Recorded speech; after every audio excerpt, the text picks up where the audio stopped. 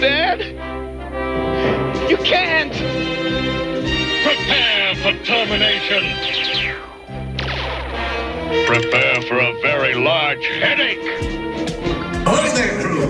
For your safety, remain seated, keeping your hands, arms, feet, and legs inside the boat. And watch for children. And no flash pictures. Prepare to make sail. From Pirates of the Caribbean, Corey Burton.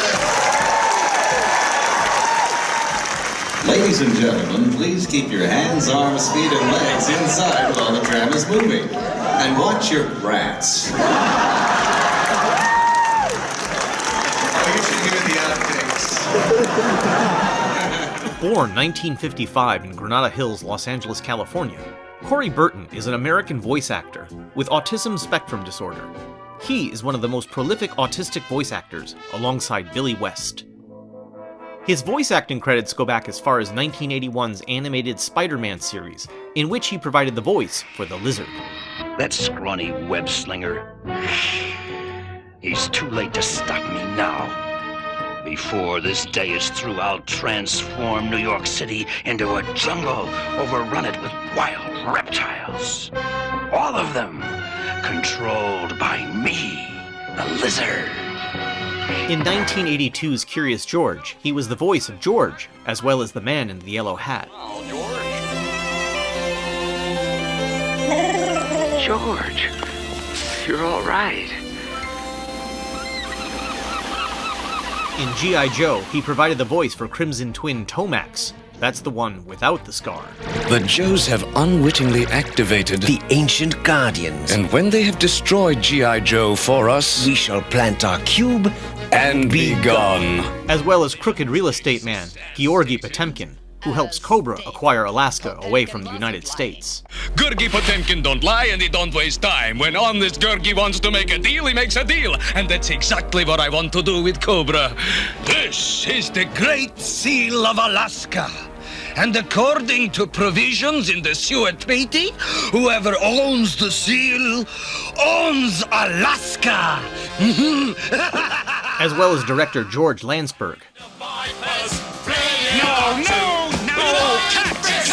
Cat! It's all wrong. This is art, not exploitation. All right, let's do it again from the top. In Transformers, he provides the voice for human ally Spike Witwicky. The Insecticons gave us a lot of trouble, didn't they? But they seem to bug Megatron even more. Shut up, Spike. Autobot Showboat Sunstreaker. Okay, Big Noise! Let's see how tough you are! Hey, I get the feeling our jet judo needs a little more work. The cold and logical Decepticon Shockwave. Megatron! Planet Cybertron to Megatron! Are you there, Megatron? It can't be! Megatron, leader of the Decepticons! A character he based on David Warner's performance in Tron. Not to mention Vector Sigma, the supercomputer at the center of Cybertron that gives all Transformers life. No big deal. I am Vector Sigma. Before Cybertron was, I was. Ancient Autobot Dion. Suckering more people into doing your work for you, Orion? And Throttlebot Wide Load. Good grief! And in 2007's Transformers Animated, Corey Burton returned to once again voice Autobot Brawn, as well as Decepticon Shockwave, one of his all-time personal favorites. At long last I serve you, my liege, under my true colors. Rise, Shockwave, my most loyal servant. Forgive me, Lord Megatron. Number class. That appears to be an older Datatrax from before the war. It seems she was once a school teacher. We need those codes to control Omega Supreme. And if any bot can access them, it is you, my ever-loyal Shockwave. Name's Ratchet. Got that? Yes, Ratchet. Now listen up, RC. This is an electromagnetic pulse generator. I'm going to temporarily overload your consciousness center so I can do a field patch job.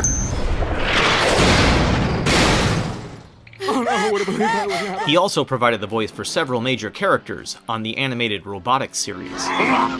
Nora scared of ghoul? Exeter, think. We are alone in a hostile environment. Our interdependence with those who inhabit this planet has already been established. Forget it. You'll never fix that clunker. Besides, why should we help the Protectons? They saved our lives, Canuck. So what? We saved theirs too. And if you listen very closely, you can hear his voice pop up in films such as Flight of the Navigator, Critters, and of course, Spaceballs.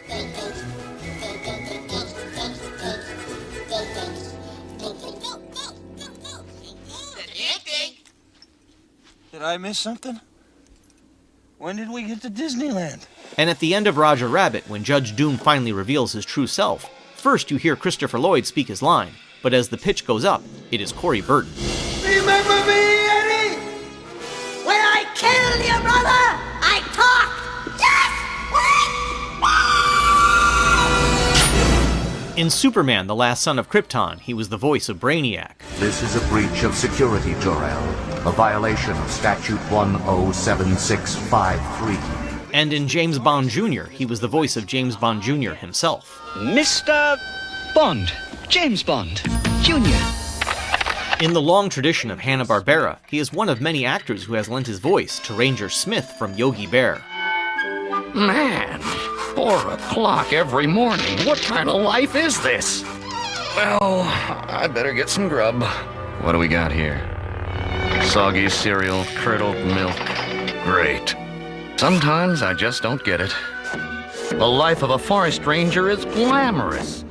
His Disney credits are too numerous to name. However, they do include many appearances as Professor Owl, as well as a cameo in Aladdin.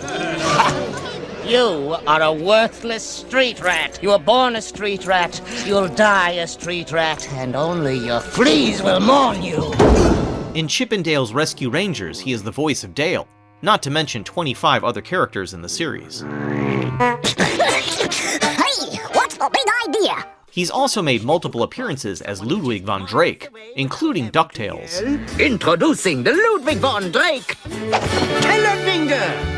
When it makes with the dinging sound, you're picking up the little dumbbell here, and you're talking to somebody. Hello? Who's calling? Von Drake the genius? Well, this is Von Drake the cookie nincompoop. How do you do? Professor, that's a telephone. You've invented the telephone. Everyone already has one. They do? Yeah. A brief but pivotal cameo in Toy Story 2. Cowboy Crunchies, the only cereal that's sugar frosted and dipped in chocolate, proudly presents... Come on, it's time to play. Will Woody and Bullseye land to safety? Can they reach Jessie and Stinky Pete in time? Tune in next week for the exciting conclusion, Woody's finest hour! As well as Captain Hook in Return to Neverland. I promised I wouldn't harm a single hair on his head. And... Ow! This is the one I won't harm! Here you keep it. The rest of him is mine. In Atlantis, The Lost Empire, he was the voice of Mole. Let me take a try, baby. Hold still.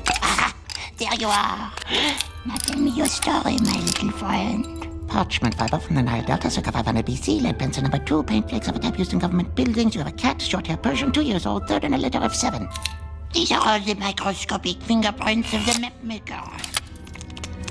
And linguist. Gamers would recognize him as Dr. Nefarious Tropy from Crash Bandicoot. Now you're on my time, you little skunk! Give me the crystal! As well as Zeus from the very popular God of War series. Your obsession with this thing has become somewhat of a nuisance, my son. Release the girl, Zeus! Don't confuse this object, this construction of Hephaestus with your own flesh and blood. When it came to Star Wars video games and animation, whenever Christopher Lee was unavailable, Corey Burton would step in and provide the voice for Count Dooku. Impressive. You mask your presence well. Flawless timing, perfect control. You have great skill of infiltration. My host would applaud your abilities posthumously. However, I am not looking for a spy. And he continues to play this role until this very day. I told you everything you needed to know on Geonosis all those years ago, Kenobi. You should have joined me. Sifo-Dyas understood. He saw the future. That is why he helped me. You lie. Corey Burton also provides the voice for notorious bounty hunter, Cad Bane. All right then. If you'll all gather at the center of this lovely atrium, my co-workers and I will relieve you of any communication devices. Not just in animation, but in live action as well. Whatever Fett is paying you, we'll match. And all you've got to do is stay put and let things play out. I'm sorry, I didn't catch your name. As far as his Star Wars credits go, just in the Clone Wars alone, he has an additional 58 characters. Just like Disney, too many to name. However, one that stands out for me personally is the narration he did for a storybook record for The Empire Strikes Back. I listened to this thing incessantly as a small child. I've even gone so far as to make a short film animating some of my action figures. This is the story of The Empire Strikes Back. You can read along with me in your book. You will know it is time to turn the page when you hear R2-D2 beep like this. Let's begin now. Their lightsabers sprang to life.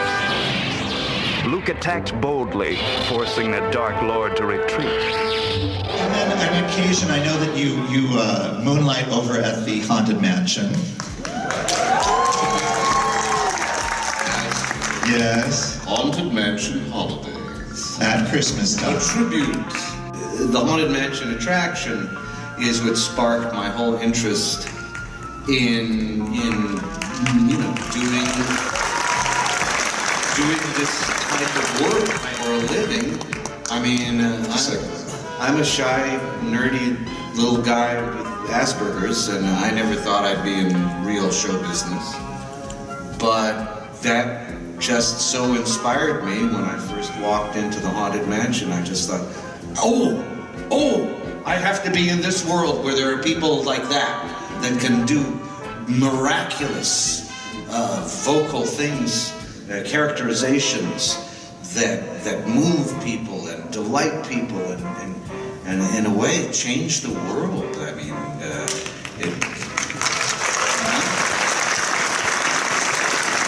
delightful, creepy, funny fantasy. It's just, I mean, it continues to inspire. Well, we're lucky to have you there, Corey. Thank you so much. Yes. I'm just lucky people put up with me. As prolific as ever, Corey Burton continues to work in the entertainment industry. Thanks, guys, for not giving up on me. Especially you, Spike. Dad, it's like you taught me. You never quit on the people you love. Mushy, but true.